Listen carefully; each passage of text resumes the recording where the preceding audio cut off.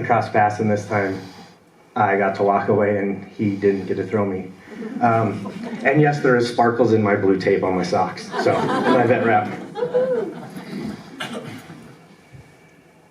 Like we said, I'm Raymond.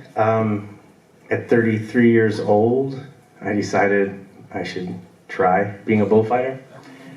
A lot of the guys in the industry are done about that time. The really good ones make it longer. And they start a lot earlier, 18, 20. So I've moved back to Montana from Las Vegas, and apparently I still needed something.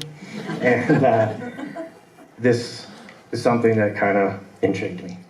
One's name is Ace's Bucks. The one behind him is named the Greek. You guys will see some footage of the Greek later. Both of these bulls actually are bucking in the Badlands Circuit final this coming weekend, which is pretty big for a professional circuit of pro rodeo. I fought them when they were young and learning what they're doing, and now they've mastered their trade. We look back at the bull and the history of the bull and humans. They were painted on caves. They've been painted on caves for thousands and thousands of years. We've looked at them for their strength, their fertility, their power, and their horns have some sort of carryingness, some sort of gods, especially to those of us that spend a lot of time with them. Approximately, somewhere in there, 3,000 years ago, the Greeks got into a hobby of trying to grapple, get a hold of the horns on a bull and flip over it. So basically that's when the dance began. And it is a dance. You went out and helped your fellow man that was riding a steer to help keep the steers from beating them up. Right around 1923, someone decided they should bring a Brahma bull because they thought there'd be more excitement. And that was a clown who had just been entertaining the crowds. And he was right.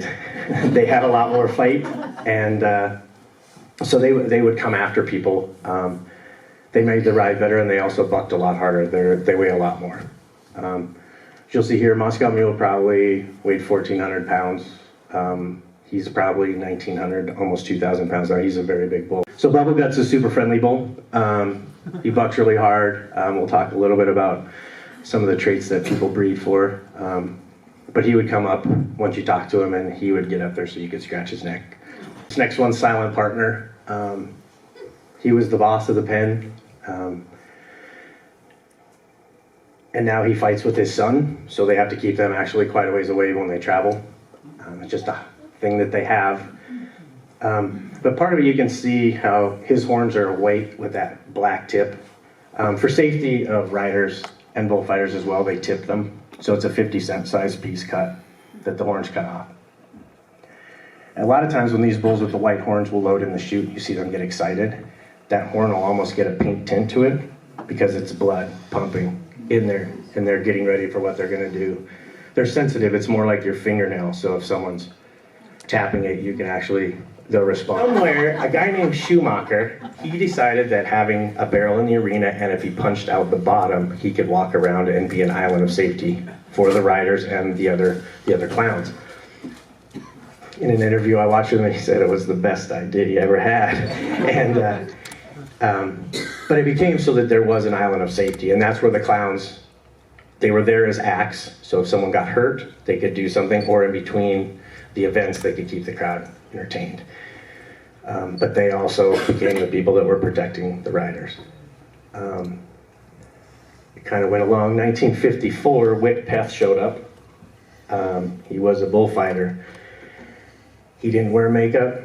He didn't tell jokes. He didn't have acts. He fought bulls. He was there to protect riders. And he also showed up late once and didn't have his baggy pants, so he cut a pair of pants, hung it on his suspenders, and that's how baggies were born. That most of you know bullfighters, some still wear, but that was the traditional. This is Colonel Angus.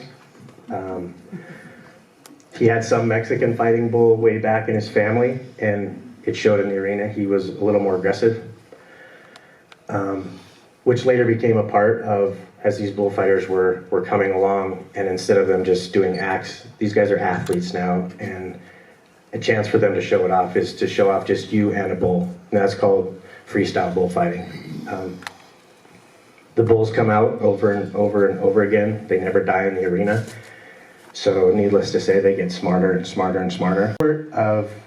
And the art of rodeo bullfighting kind of developed through that, and it was the protection of cowboys.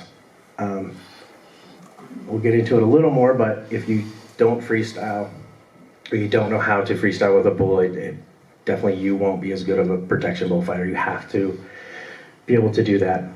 And as an older guy doing this, those were rough trips in the arena. Not as fast at all. And I'm actually not all that athletic. So it's something that came from a lot of drive, and from someone in the back of the room we'll talk about a little bit later. 90% of bullfighting is mental. So is the other 10%. Again, coming up. Left is Dirty Chewbacca, Mud Cricket, and Alabama Hot Pockets. So these were bulls that the contractor I worked for, he bred them from calves with his own cows to get the calves. And so these guys were all between 3 and 4 at this point. They can definitely have a career to 9 and 10 years old. They generally start putting a dummy, it's a weighted box on their back, between 2.5 and 3, to see if they want a buck. Some do and some don't. And the other part, if you're going to be a bullfighter, make sure you have a really good support system. Not only that believes in you and watches you go through the ranks to get to where you come home less purple, but also drives you to the emergency room if you need it, but comes and cheers you on and believes in what you do. Don't worry, there's more of her. You gotta see more. All right, so this part right here, this is a friend of mine, Clay, who we lost a couple years ago. He actually rode bulls for the Marines in Vietnam to go around so that the recruits and the soldiers could get to have some relief and get to see something from home. He was raising bulls at this point, and we were down. This is practice pens. This is where you show up, you don't get paid, and these guys need their bulls bucked for them to practice.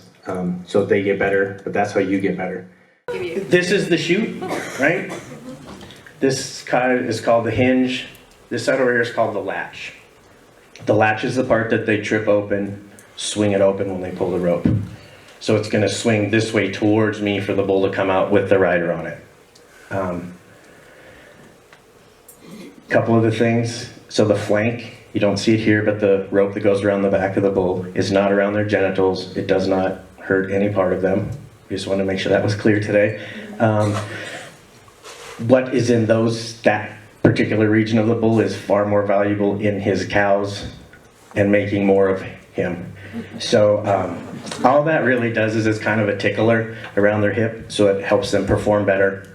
They kind of throw their feet up, kick out, score more points that way. And then the bull rope is what goes around the shoulder right here that the riders use. Similar to a loop. The rider has to stay on by pulling that rope tight and keeping their hand closed, because once they open their hand, it becomes loose. They put rosin on it so it gets sticky. So you'll see them warming that up initially. And then when they lay it down, they put their hand in, wrap it back around the back, and it lays across the front. On a Brazilian rope, on an American rope, it comes this direction and across, and they can tuck it in their pinky.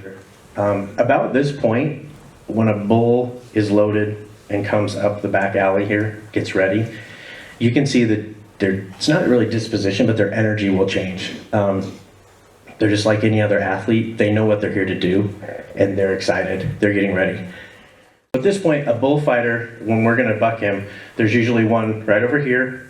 There's one right over there. So there's two. They stay out of the way. Most of the time, your job is to not be seen by the bull, just so you don't change their trip.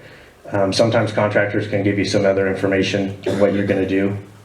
We'll see some of that in here, but basically your job as a bullfighter is to not be seen. Your job is to save this cowboy and get him to the fence safe and let the bull get out safe. So why that seems like something you really, really need to do, I'm still not entirely sure, but I'll tell you once it's in there, you'll know. Same bull in there, that was Calypso. As a not young, but new bullfighter in a practice pen, and you see a bull like this come in, you get pretty excited. He made it to the PBR finals. If you rode him, you got 89 to 90 points. Some of the best guys in the world were trying to get a hold of him. So when you get a work one, there's something about that, seeing these ones that are much, much different caliber in the level that they're at, how they perform, what they think of you. So I said, I want to be a bullfighter. My dad said, good. My mom said, no. So I searched around, and I had a job with good insurance.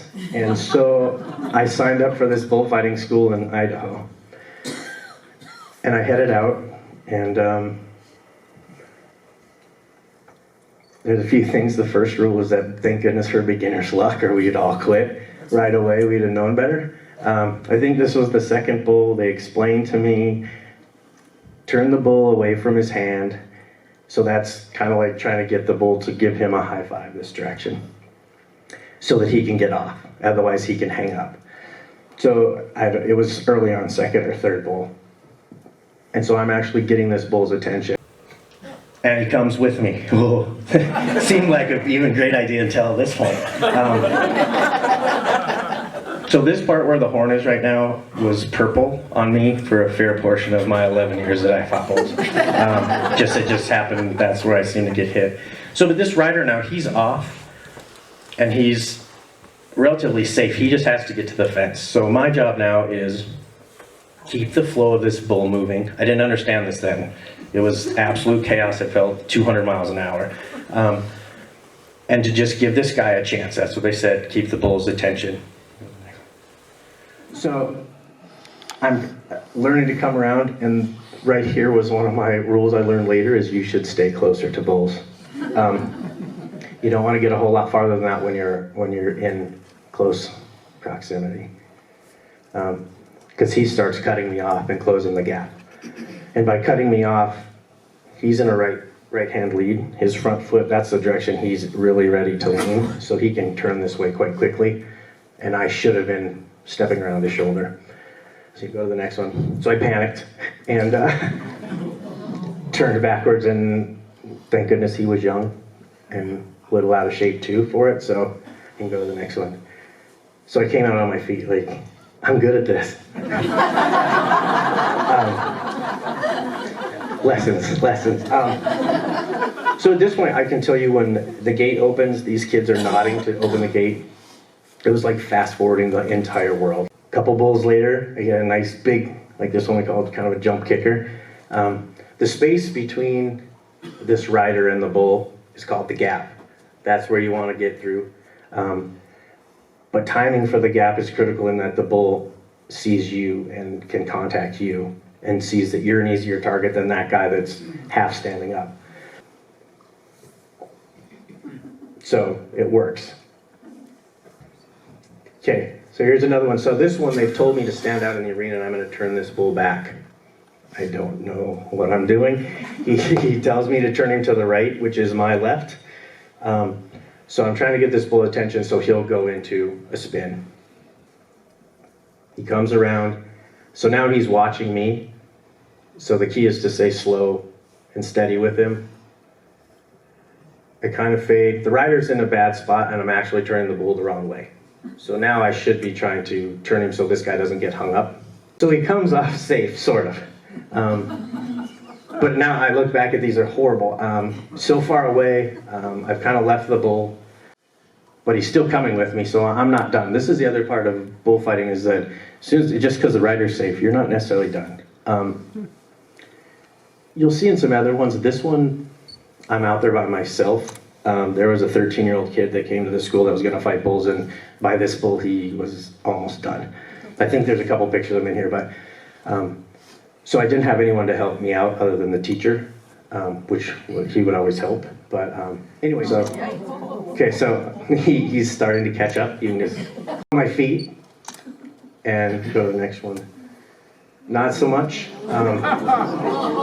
So you can see that he's set both of his feet, because now he's all four off the ground. He's trying to hook me, as it's called, when he's throwing his head down. And to be able to hook, he has to get all of his front feet stable, not running. So he's hooked. So he's pushed me over. This is the point somewhere in here where I was like, I'm not sure I'm so good, and I'm not really sure this is all that great. So you go to the next one. Then we get a couple more little bowls. Just getting to step across, build your confidence, to be able to work around the animals. And even at this point, you're starting to see tendencies, how they move, which is different than working cows in the back pen. So here's one. He's bucked the kid off the dashboard, we call it, up in the front. And thank goodness he's come over the top. But you can tell that he's watching me now. So which is the goal at this point. So you go to the next. Okay, so again, I'm feeling good. I'm pretty sure I'm great at this. He seemed littler. So I'm standing my ground with him. The ride's over, now we're just playing. This is trying to learn how to freestyle a little bit so you're better at protecting the rider. We'll go to the next. And he was a cool looking bull. I wanted a picture. So trying to step around the corner, I learned this lesson later: do not hold onto the horn when you step down, because if he moves his head, you either go with it or up. You go to the next one. And this one is, my wife pointed out, this is a dancing picture. We were all up, and so you can go to the next. So he's pushing me down pretty hard, and then one more, and then we can get done with this series. So he's got me down, and we kind of call this dig and ditch. He's got me down, and he's just pushing me around, and I'm smearing around. But I am smiling. You guys might see more pictures of me in this situation with a smile on my face. So that was the first school. I could barely drive home. My legs were really swollen, my shins, my hips. I was glad I did it. And I rested, and I used a lot of ice, and I started learning about big kid Skittles called ibuprofen on a whole new level. And about 2 weeks later, I woke up one morning and said, man, I gotta do that again. But it did take probably 2 solid weeks of discomfort before. And I knew that MSU had a rodeo team and that they practiced twice a week. So that's what I wanted to go there. And, you know, of course, you're gonna grand year and you'll fight tons of bulls, you'll have tons of rodeos all the time. The other part of getting into bullfighting is you watch film. You watch a lot of film. You watch yourself, you watch anyone else that fights bulls, you watch bull riding over and over and over again, slow motion, rewind, back it up. What's happening? Why is it happening? You start learning that never look at upper body. Feet, you can get a gauge, but their hips tell you what's gonna happen by a bull rider. The key for bullfighting is that you see that a lot sooner, hopefully, than it finishes, and a lot sooner than generally people in the crowd see it.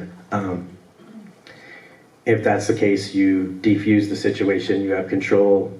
And if you don't have control, you're moving the energy the way you want it and what's best to keep the rider safe, yourself, and your fellow bullfighter. So this one is, sometimes you just, if anyone will watch film with you, it's really awesome. Because you watch a lot of it all by yourself. And I can say I fought thousands and thousands of more bulls before I went to bed than I ever did in the arena.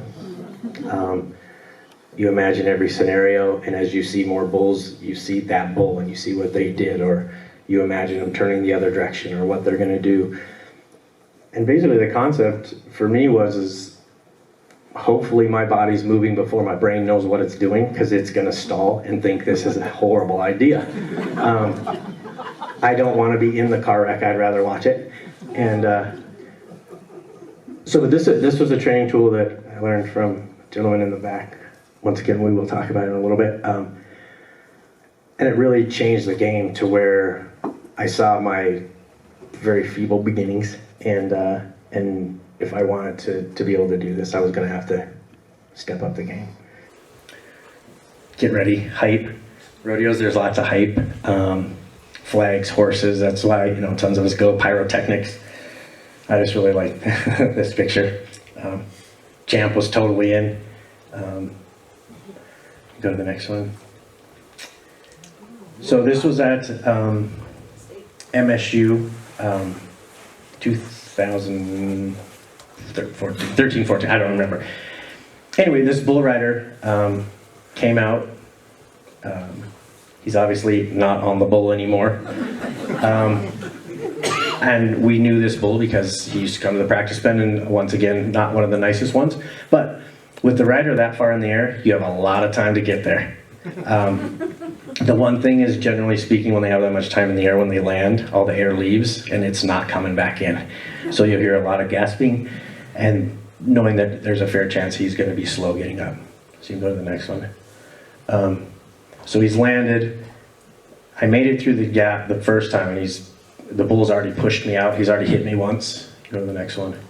So then he finishes landing on his back, and the bull has re-engaged with me. So I was in the right spot for him to stay engaged and not go to the rider. One more. And a little free ride, but again, it kept him distracted long enough. And the other bullfighters actually, you can see one red leg, that's Ty. I don't know if Ty made it tonight. And then Nate Justice is right here too, another bullfighter to help protect, because once I'm gone, he's gonna either grab that bull from me, or if he needs to protect that bull rider for some more time. And then you get done and you feel all great, and you find out you're not even as cool as the clown. Which I would like to say, Danger Dave, my very first real rodeo, Dave was there, and he was also at my very last one. And he fought bulls, and but he's a great, funny man. This is a bull named the Dawn. The rider's on the backside. He's up and running to the fence. I like this photo because I believe all rodeo photos, you should look at the people in the background. The barrel racer that's checking her eye makeup is great. But this is one of the places where I learned how much and how delicate the touch can be to work with these animals. My hand is barely touching him, but I can tell you that furry fat on his forehead is one of the coolest things in the world to have on your hand. And I feel like I have complete control of his energy at that point. We're now in a flow together, and he's going to come with me, and we're going to move somewhat in unison as dance partners till I get pushed out and he runs me over, if he does. But we have the chance that I can move him and control him, so no matter what happens, that rider. The second bullfighter in there, as my backup, if this bull gets too close, he will also pick him off. So we not only protect the riders, but we protect each other out there. We'll go to the next one. This was just a huge reservation bull he was always fun to fight because he looked super scary. You can go to the next. So here's one to see. You can see that the rider is definitely not going to stay on. Yeah, he's in trouble. He's coming off. His foot's already up over the back. He knows that rider's going to be somewhere close to him. You can go to the next one. So you can see the rider come around the top, and I'm trying to keep the bull moving in the same direction that he was moving. Obviously, you cannot control by force anything about these bulls. So this is, going with it and just keeping him moving. I think there's one more picture of this. No. Here's another part of the Brotherhood. It's a young bullfighter named James. We fought a bunch of rodeos together, and him and I finally convinced a guy that was riding bulls, and he showed up at a bullfighting school this year, and his name is Rex, and he's about 6'8", and this dude's pretty catty. So we're pretty excited. But this family, he's someone I talk to probably once a month just to see how he's doing. And we kind of keep track of each other and help out any way you can. Here's another one of those that I just like the photo because it's one of those where you have tons of time to get there, and you better get there. But these are the ones too where your body's moving before your brain, to me, before my brain really registered And my role was, and it's been confirmed lately, was just commit and then figure it out later. And it worked. It took me a while to get there, but and part of that also came with physical training, of actually taking care of your body, and you have to go to the gym. That's a hard thing to do. Raymond, when you say time, I have plenty of time, you're talking about 2 or 3 seconds. Yes. But it feels, and at this point, it feels, rodeo, to me, it got slow. It slows down with time. I didn't hear a lot in the arena once. Actually, I don't know, Terrence wasn't at this one, but I usually tried not to throw up until right when the first time they opened a gate, it would all go away. But yeah, I was nauseous, kind of like tonight. To where very nervous. But if I wasn't nervous, I shouldn't have been in there. There's no doubt about that. But as soon as you heard the first click of a latch and it swung open, it all changed. It'd get quiet. I could hear Amber. I could hear my mom, Al, Terrence, Caleb. A few people that if they were in there, I could hear their voices. Similar, to other athletic sports, but it slowed down a lot, and so and it is in the whole sport. Yes, time is critical, and it is a game of inches. You want to be close, and if like this one, when he lands, if you go through that gap too fast, that bull might not register you because he's watching the rider, and if you go too fast, you just went by and looked great for a picture, and he's going to run the cowboy over. That part of my 2 things were get closer than you want to and go slower than you want to. And those are 2 things that are not very easy to convince yourself when something the size of a Volkswagen in weight with horns is coming. Even the nice ones when they run you over. So that's the latch that's going to pop and then fall out. But rodeo arenas are tough to keep in good shape.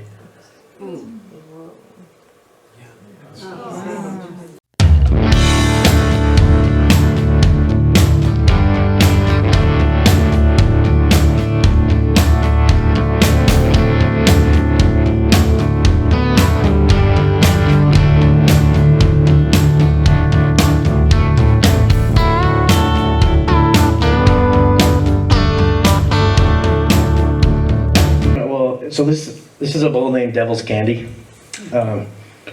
This is in our league. Awesome bucking bull. He was beautiful. He was there's a couple that I wanted to have as rugs. But I wanted to mount their heads so that they were still like a bear rug, because then I figured it could still. So I have his head up. He's coming, he's trying to hit me. So the rider at this point is still in a safe place. Next one. It didn't end quite so well, but just by not quitting, big rule of this for me was, and by keeping my hand up, it gave him something to hit. So every time he would try to hook us, this was not the only time he came over us. He would, once my hand would be up and he'd feel it, he would try to hit and hook, so he'd throw his head and actually come over the top of us. I don't think either one of us got stepped on, neither one of us got hit besides horns in my hands. Beginner's luck. So you can go. And you can see he's totally engaged, and he's watching. He's not closing his eyes like a lot of people say bulls do when they hit. Sometimes, but generally when they're hitting us, they don't. This is one of my superheroes that Caleb helped me out a ton. He got me my first rodeos, helped. This kid came off the dashboard right over the front, so there was nowhere to go. He's already under the bull. But as you can see, Caleb's got both his hands on this bull's head, so he's engaged. And the part of this is, as bullfighters, we try to stay 180 degrees from each other. It's how we protect each other. So we're rotating as well while the bulls are spinning once we're in motion. I just like this one because I was in the right spot. And it ended up, a kind bull. The kid came out okay, but, had we not been there in that spot, that bull had some big stickers, and he could have definitely thrown him around a little bit. So we'll go to the next one. I think this is my only word, sorry. So this is Caleb.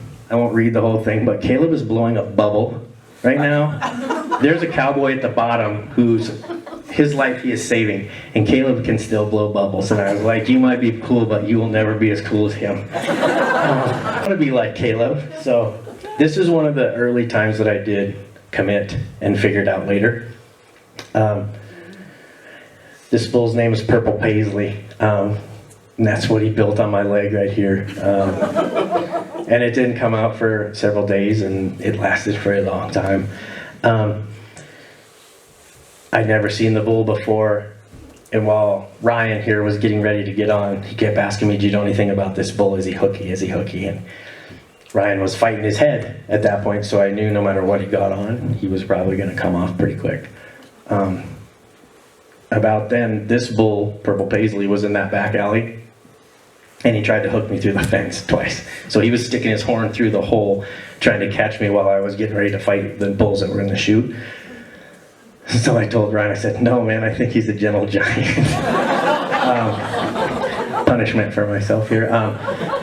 But that's the other part, showing them the confidence that you're going to protect them. These guys ride harder. You know, he knew we were going to do everything we could to keep him safe. We might have fibbed to him a little bit about the bull, but he believed that we were going to keep him safe. And so we did try harder, and he hung on a little longer. He actually made a couple spins before he came off. You can see the next one. That's how we left. I did bump Ryan and tipped him back over, but Purple Paisley and I went farther down the chute. You can see where, once again, he had to commit, so he's not moving, he's not in motion forward anymore. He had to put his front feet down so he could hook, which, if you sometimes, getting them to throw their head is the best thing, because that gives you a chance to catch up. Once you do this, if you aren't in the air like this, you should be able to theoretically step around him. And then at the end, just to prove you one of those, I thought this bull was going to be really easy because he was an old retired bull. They brought him because they needed one extra bull.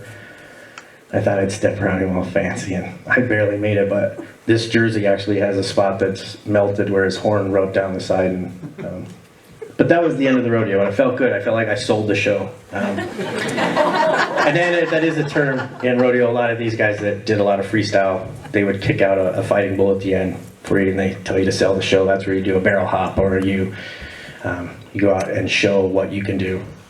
Again, it comes back to support. Having parents that supported me in all my decisions, and this wasn't the first not so right one maybe that I've done in my life, but they've always been there and taught me all those ethics and good things about being a human being and doing what you believed. And they were the ones that, after I broke my arm at 7 because I fell off a horse, were willing to let me go chase cows in the back alleys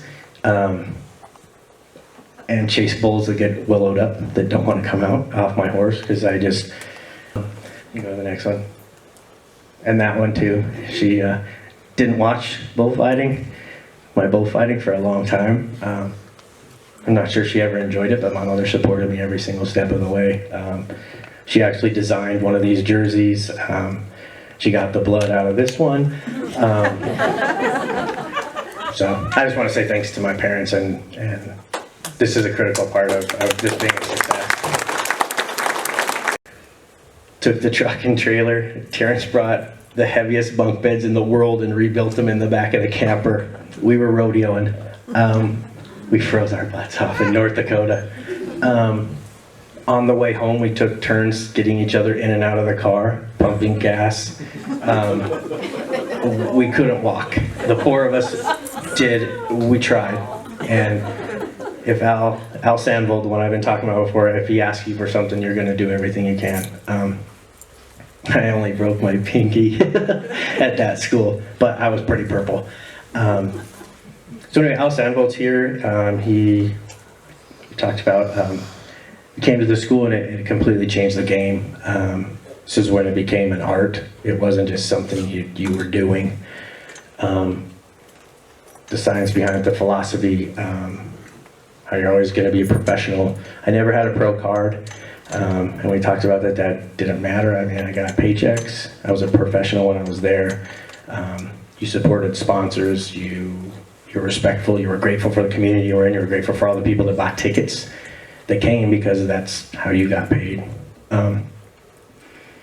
this was at the end of school, and we'd been freestyling this little bull, and Caleb, who couldn't talk because he yells a lot when he gets excited, he was yelling for a barrel hop, and so I went out there, and so barrel hop is to hop up and get him to hit this can. And at this point, I hadn't sat down for the last 4 hours because I knew if I sat down, I couldn't get back up.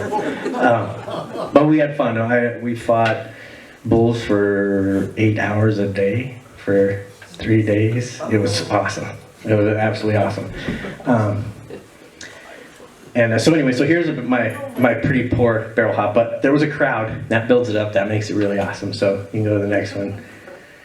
So this is him tipping over the can and me getting the free ride down. Go to the next one. And this was another one of learning to get around these bulls and to feel that you're paying attention. I was kind of a jazz hand bull. Here's part of the Brotherhood. This is a family of bullfighters. This is at a wedding. We still take care of each other. We still would do anything to help each other out. This is again at a bullfighting school learning. There's no gap to go through here, so my job is to just get this bull engaged and go to the next one. Get him to pull away.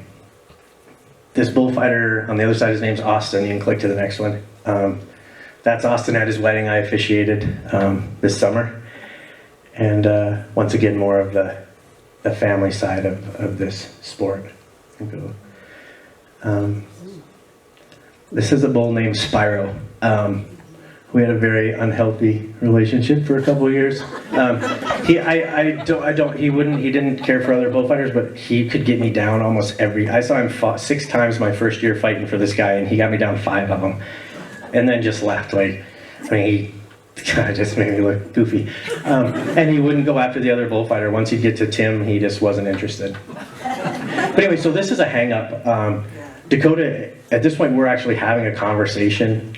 As chaotic as these look, sometimes this one, we're trying to keep him upright so we can get the pressure off his glove, so his hand can untie.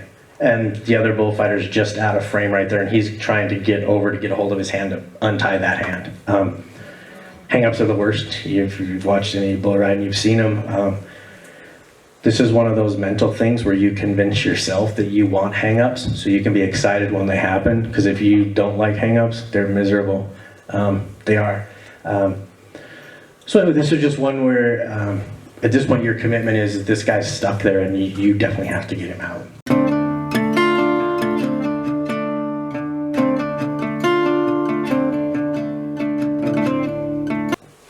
This is a bull whose name became Ray Ray. A couple weeks later, you can see the riders underneath this bull. This is one of the bad places. Rider came off, got a little bit hung up, had him loose, and this new bull, who none of us had seen, we didn't know what he was going to do, turned back around and really started working this rider. So you can see here, this was right before I finally get him up, and I think the rider is knocked out. I got to the fence. Bullfighter Tim came over and said, "You're bleeding a lot." I asked him if my ear was still on. He said, "Yeah." I said, "Well, then it's just a head wound. It will be okay." We got the jersey off because I didn't want people to see all the blood on the yellow. And Amber came in and got me out of the arena. She can tell you a pretty entertaining story about taking me to the hospital and getting my head stapled.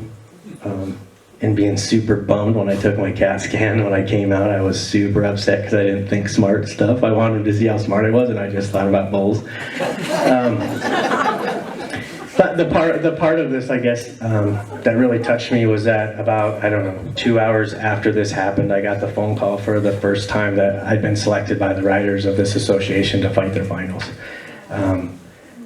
And the contractor asked Amber if I was probably, she thought I would do it, and she said, "Yeah, he's gonna do it." We were in the ER. Yeah, we were in the ER. I was on morphine, so I wasn't allowed to make solid decisions, but I was pretty excited. And this was when the part, I had a cracked out, as we call it. Sometimes I was a cracked egg. There was fear to go back in the arena the first time. And of course it was a gap, so it had been 2 months of just thinking about going back in and fighting bulls for these guys. And that's when we started talking a lot about the warrior concept and making swords. Is they fold the steel over and over, and every time you fold it, it gets stronger. And that was one of my folds, and it was a big fold. You go to the next one. Again, my wife's supporting me to go to these finals, and she knows that I have fear. She also knows that I'm going to do everything I can. Go to the next one. Third bull out is Ray Ray. And I'm telling you, I was freaked out. But I also wanted to win. And so I did here. Good pat on the top of his neck, and he came with me, and I stepped around him.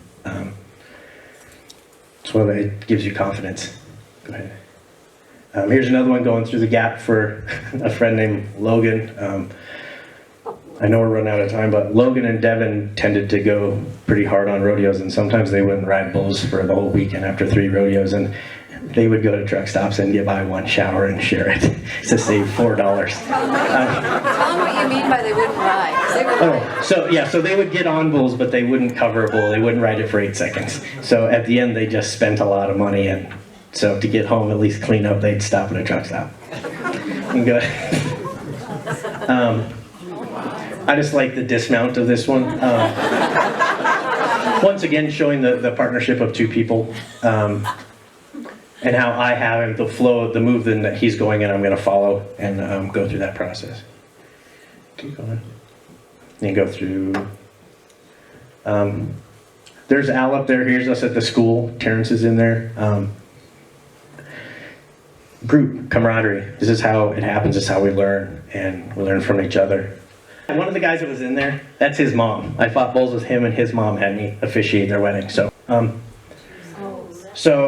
that one worked out for Tim to pick him up. The reason this one is kind of significant is because the bull before it, we'll see that video in a minute, didn't go over so well. But so this bull kind of comes out, loses his spot, and once he finally turns back, all I give him is just a little bit, and then Tim can take him off of me.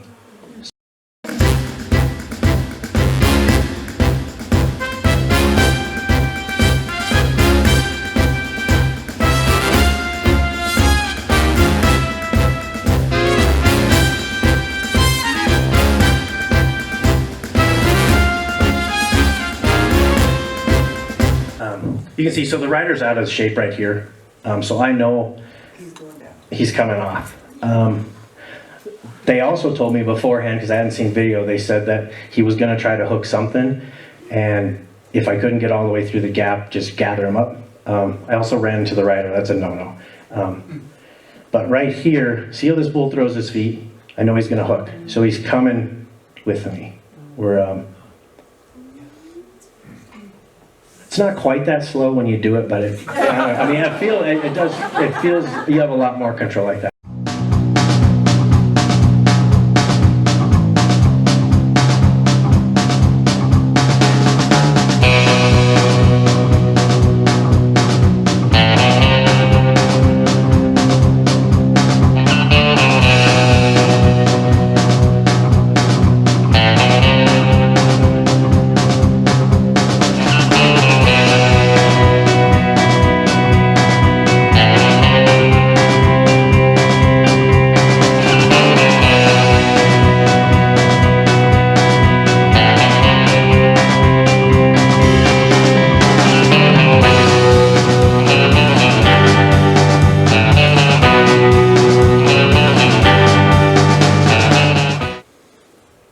This one's called Lights Out. So you can see the rider's getting he's out of position. And the reason he can make it so long is every time he gets thrown that far back, this bull stands up and gives him a chance to kind of get back up on his rope. So Ty's on this side ready. He's done. My shadow is down here where I'm going to come in. And this one looks like I take off to where I get here. So this is what I'm talking about, Rob. I have tons of time. Like, it's awesome to be there and have time to wait. But I'm waiting until I know now that he's coming with me. And it doesn't really look like it, but you can tell when he's with you in that. But he's... Watch the last kick. Yeah. He's a super cool bull. He's probably gained 300 pounds Not gonna kick. since this video, and he's turned into a real powerhouse.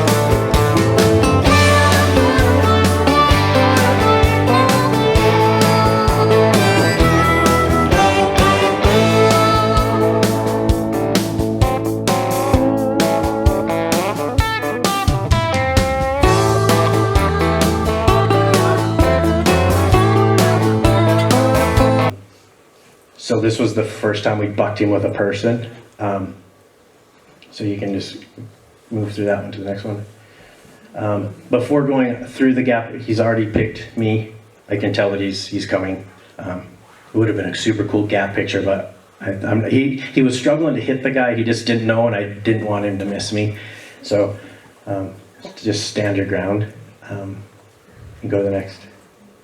And right there, as soon as that touches on him, and it's delicate, like it's the softest touch. To me, I remember exactly how this one felt too. But now he thinks he has something to hit. Same as if they're tailing you, they know where the tip of they know exactly where the end of that horn is. And if they can go give a little push and get it to touch something, they can do it and go to the next one. So now he's done with the rider. Now it's me. Go to the next one. He set his feet so he can try to hook. So he's actually slowing down so he can go. So now I can step around him. Go to the next one. He'd have been a good rug bull too. But he's still bucking, so maybe later I can get him tomorrow. The family, the kids. This is an amazing part of rodeo. It's in all sports and every level. Have the kids come up and, they just want to see what you do. They probably know, some of them know more than I do, of what they're doing in there. On one circuit in North Dakota, I had a kid that his grandpa owned all the bucking horses, and as soon as I got there, he knew my trailer had trail mix, bananas, grapes, and then when I get done fighting bulls, the trail mix was just peanuts, and then most orange juice was gone. But the bananas were always there for me. So this part is huge. You can roll on, and I love seeing that these kids are going to keep going. Here's another one, just that contact with the bull. The rider's already come off. You can just go through the next one. So I have him engaged. Once again, go to the next one. Here he's starting to set up because he thinks he's got me caught because I'm slow. Next one, so there. Okay, so here's the one where you guys, the not so graceful end. Here's the Greek. This is the progression from a different angle. So I'm in the gap to keep weight protected.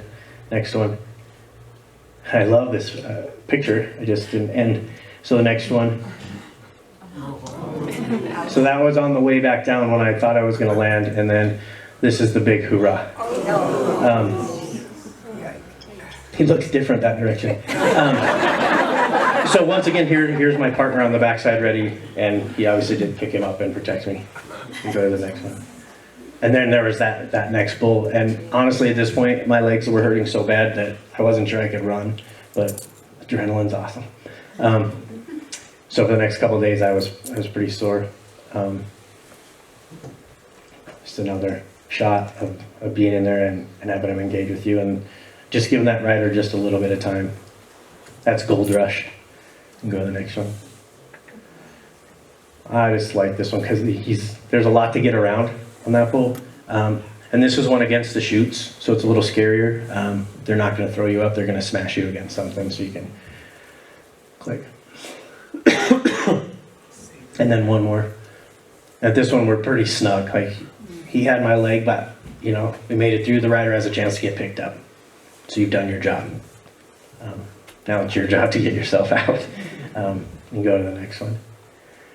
Once again, family, Caleb drove 11 hours to watch me fight this 3-day rodeo. Meant the world to me. Go to the next one. So here's my last rodeo. This is in Montana State. Al Sandvold, Nate Justice, Caleb Barrett. I don't know who or how much each of them did, but anyway, they got me. I got to fight here to finish my career. Sold out crowd, brick breeding field house. First rodeo I remember in my life was my dad was running outgates because he was teaching at the university. I guess maybe then I had the bug. I remember a bull with horns like right in my face, and somewhere between fear and pleasure and peeing on my leg a little bit, like I was there. And so either way, to get to come back here and to get to fight with Nate, who had 3 trips to the NFR and probably will be back in Vegas again. So you can go click this one I have. So here's another, this is Al. This is, I just want to say the family. Mary has fed more burgers and hot dogs to rodeo people. She's got to have some sort of record. This is who officiated Amber and I's wedding. That's Nate. This is Weston. He was out visiting. He's a 3-time world freestyle bullfighting champion and on his way to number 4. You can go to the next one. Here's another quick one. Obviously this rider, he's pretty far back on his arm. He's getting pretty out of position. Love the snot. Dean Hendrickson got these, and Dean Hendrickson took pictures of me running cross country and basketball, so it was pretty cool that he got to get this one too, so you can,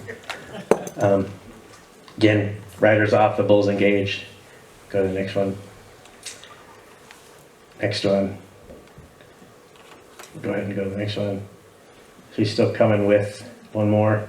So right here, see how that bull's got his head? He's got me cut off. If I don't get around it, he's gonna hook me.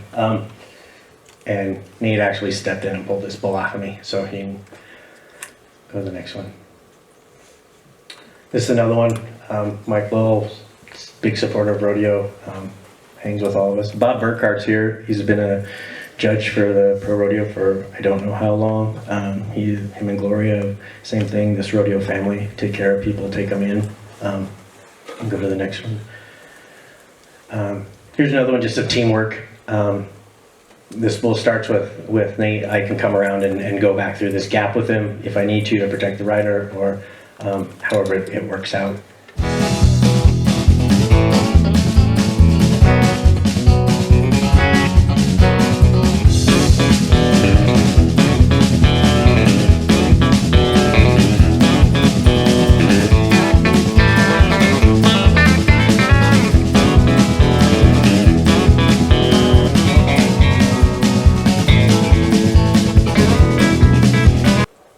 And then on this one, I'm kind of pushing Wayne once again, because there's 3 of us fighting here. My time is kind of, Nate's going to be able to pick him up and pull him right off of me, and he'll take him for the next round. So, okay. Once again, you can snip. This is have support from your wife. And have fans. These guys are awesome. They're the future of rodeo. Yeah. It's always great to be able to reach out to the community and these people. The rule of always being your best, whether you're in or out of the arena, goes a long way.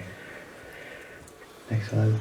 There's Amber again, and she's wearing one of my buckles, which I take pride in. They were awesome things to earn. And she has one, and this was my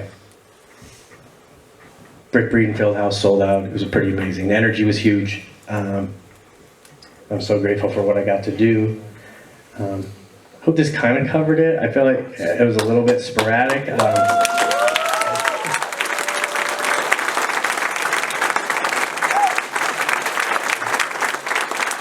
to not get super technical on some things, but really it was pretty cool 10 years to learn a whole lot. I learned a lot about myself, and the warrior within is a very powerful thing, and shows you can do just about anything, and you can get back up.